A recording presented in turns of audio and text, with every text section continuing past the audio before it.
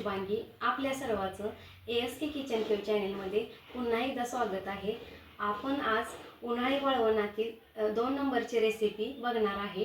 सुरुवातीला मी सांडगे रेसिपी आपल्यासोबत शेअर केली होती, तर आज परफेक्ट आणि इन्स्टंट होणारे साबुदाणा पापड कसे बनवायचे याची रेसिपी बघणार आहे। चला तर मग रेसिपी सुरू करूया।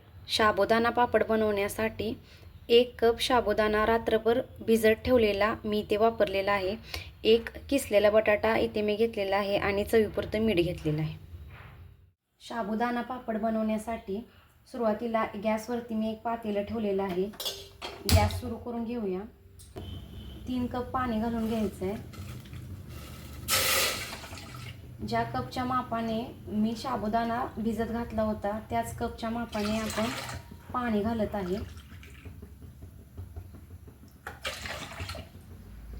हे पाणी उकळल्यानंतर आपण यामध्ये साबुदाणा घालून घेणार आहे। तुम्ही बघू शकता आपलं पाणी आता उकळलेलं आहे।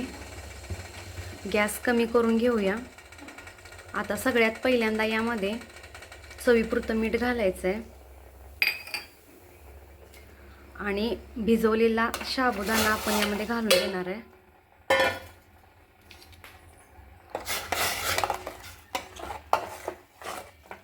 साबुदाण्याला सतत असं हलवून घ्यायचं आहे। तुम्हाला हवं असेल तर यामध्ये तुम्ही उपवासाचं लाल तिखट किंवा हिरवी मिरची बारीक करून देखील वापरू शकता। मी इथं हिरवी मिरची किंवा लाल तिखट वापरलेलं नाही आहे, पण आपल्या आवडीप्रमाणे आपण यामध्ये बदल करू शकता। साबुदाणा सतत हलवून घ्यायचा आहे, नाहीतर तो खाली पातेल्याला लागू शकतो। साबुदाणा निम्म्या प्रमाणामध्ये शिजत आल्यानंतर आपण यामध्ये बटाटा घालणार आहे, कारण बटाटा आपण किसून घेतल्यामुळे तो लगेच शिजतो।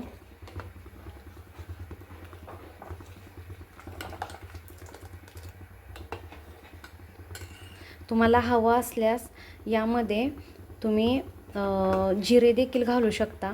काही भागांमध्ये उपवासाला जिरे खातात, पण आमच्या भागामध्ये उपवासाला जिरे चालत नाही, त्यामुळे मी जिरे यामध्ये वापरलेले नाही आहेत। तर तुम्हाला आवडत असेल तर तुम्ही नक्की वापरू शकता।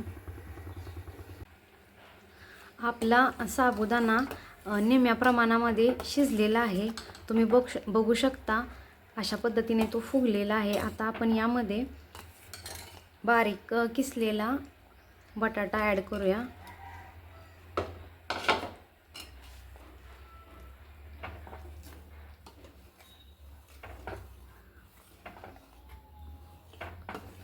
आपला साबुदाणा शिजलेला आहे हे ओळखण्याची एक ट्रिक आहे, ते म्हणजे साबुदाणा शिजल्यानंतर तो पारदर्शक होतो।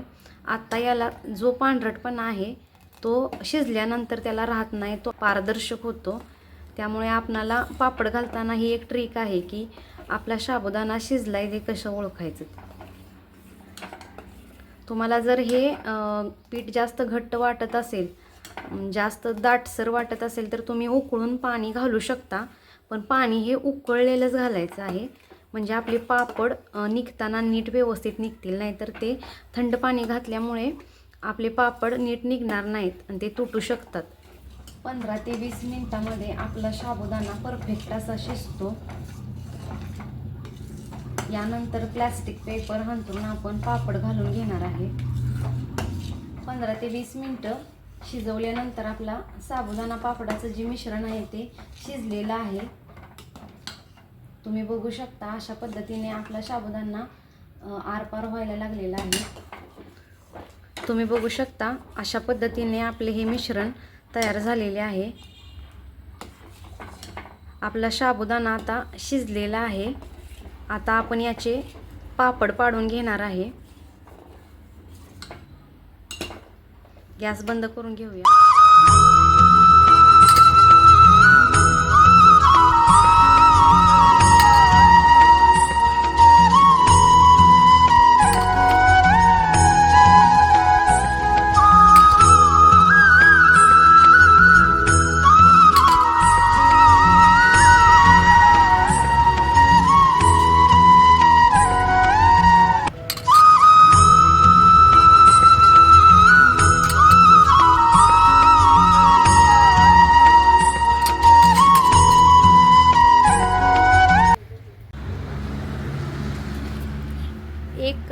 साबुदाण्याचे इतके सारे पापड झालेले आहेत, तुम्ही बघू शकता.